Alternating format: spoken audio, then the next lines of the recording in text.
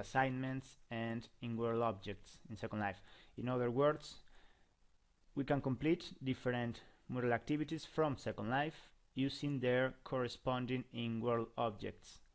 Here my Moodle installation, where I've already installed Sloodle, and I've created a basic course.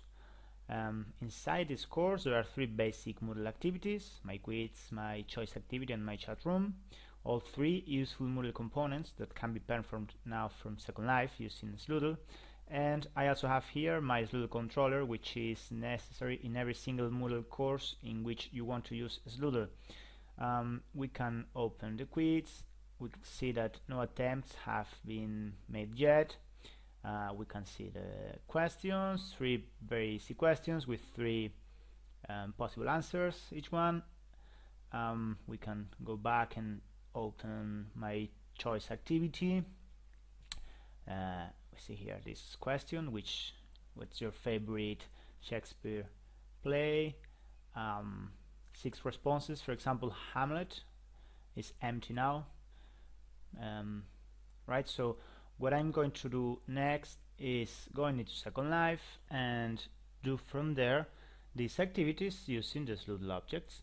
These are just a few Sloodle tools. This one is the Sloodle quiz chair that allows me to answer the different questions of a Moodle quiz.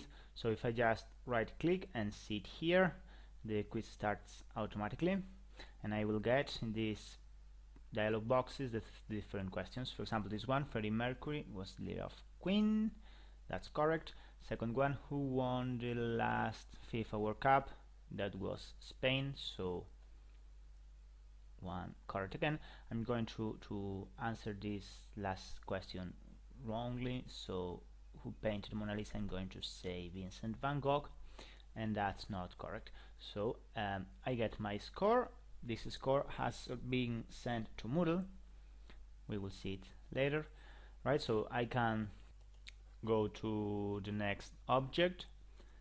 This tool allows me to take part in the choice activity we saw before. This is the same question: what's your favorite Shakespeare play? I have here all the options. I'm going to choose Hamlet. So by clicking on the green bar, I see that my selection has been made, has been recorded as well, as you see here, and sent to Moodle. Moving to the last object, we find a chat blogger, a tool that allows me to take part in a chat session in Moodle. So if I click on the object and I choose one, record me, I'm being recorded now from Moodle. So I can type here that I am being recorded by Moodle from Second Life. Alright, so I've taken part in 3 Moodle activities from Second Life using Sloodle. If I go back to my course now, I can open my quiz activity and see that one student made 1 attempt, having exactly the same score I got from Second Life. Of course, I am that student, and if we see the questions, what we find is exactly the same answers I provided from Second Life. We can do the same with the choice activity. If we open it, we'll see that, of course, Hamlet is my selection now.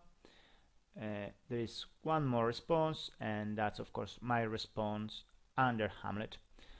So just to summarize, I had here a normal Moodle course with different Moodle elements, and using Sloodle I was able to take the Moodle activities from within activities to Second Life. This new component goes instead in the other direction, allowing you to kind of move Second Life activities into Moodle. More exactly, what you can do with this plugin is track or see from Moodle the progress made by the student on a set of tasks which are part of a more complex activity in Second Life. As an example, I've created here my tracker activity, where a student can see that he has to go into Second Life and perform, in this case, a couple of tasks that is find and touch two objects. The fact of going into Second Life is a task itself. So if we go again into Second Life, I go to the Sloodle area, and I find here on my right hand side the two objects that I have to touch. But first, my presence has been detected by a scanner, which has sent that information into Moodle. So if I go back to my tracker activity, I see that the first task going into the virtual world is already complete.